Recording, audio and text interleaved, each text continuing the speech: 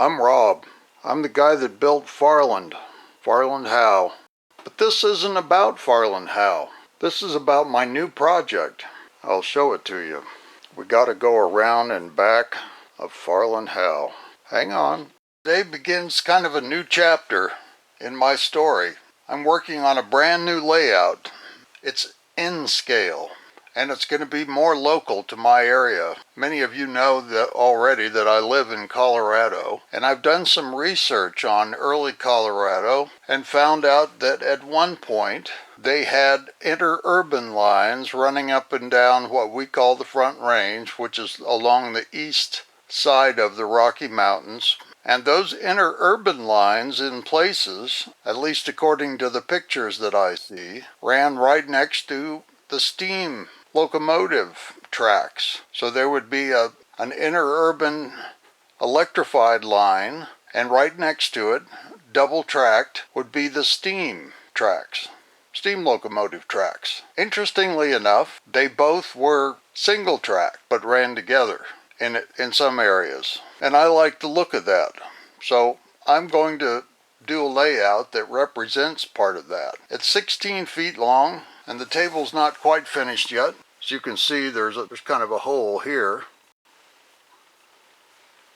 But what I did is I set the back scene out from the edge, and my goal is to be able to run the returning lines behind the back scene. Something I learned from watching British train shows, exhibitions, that they did that, or that's the way it appeared to me as an uneducated viewer. So these back scenes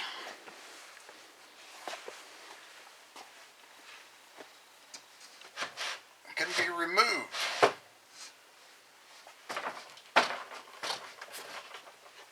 I may cut them down. That may be too tall. But it's wide enough back there, behind, for 2 tracks, so I'll have a loop. So I won't be able to just run trains back and forth, but I can also run them in a circle if I am so inclined. Should be interesting. I think it will be slightly elevated. And, you know, I really haven't planned all this out yet. It's pretty exciting because it's all so new. But that part I have sorted. A track plan, I don't. But I know that I want a yard for the steam trains so that they can make up trains and drop off freight. So I need space to incorporate that, and that's probably going to take 1/3 of the board, as near as I can tell. The rest of it will be all rural. The city will be down at that end, and all the rest will be rural, with the exception of a very small farm town out here, halfway down to this end or so. At least that's what I'm thinking right now. I bought some kits, not a lot, a little enough to get me started. I'll show you what I've got so far. I'm going to take this off the tripod, so hang on. One of the things I got was this Springfield depot. There was no Springfield around here, but I liked its Victorian look, and I thought it would be perfect for my railroad. I also got a shelter. These are wooden kits.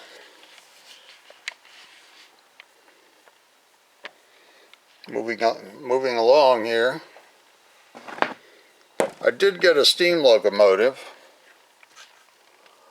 It's not the locomotive of my dreams for this layout, but it's a working layout, or it's a working locomotive, and it was not terribly expensive, so I thought it would at least prove in the inclines, declines, track, turnouts, and all the other things that involve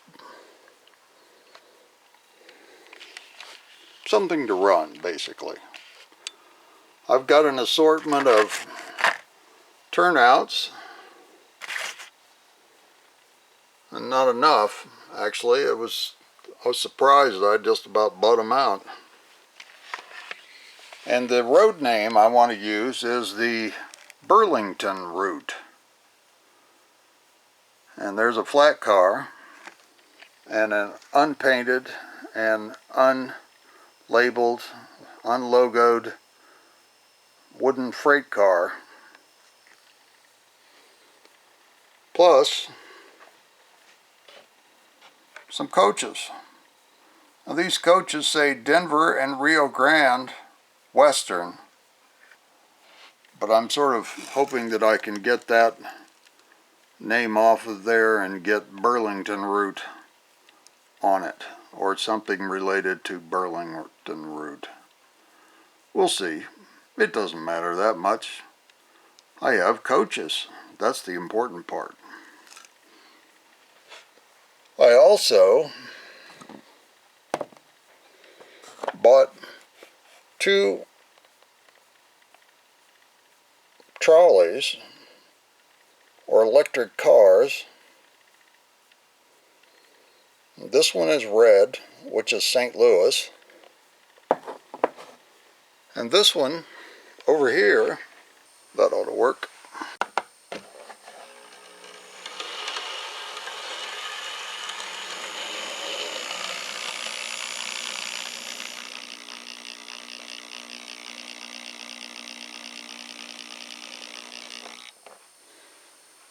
This one is yellow and green, and it's Los Angeles.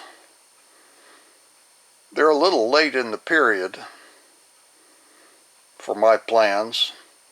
I was sort of thinking of 1900 to 1920 or 1950 maybe in there.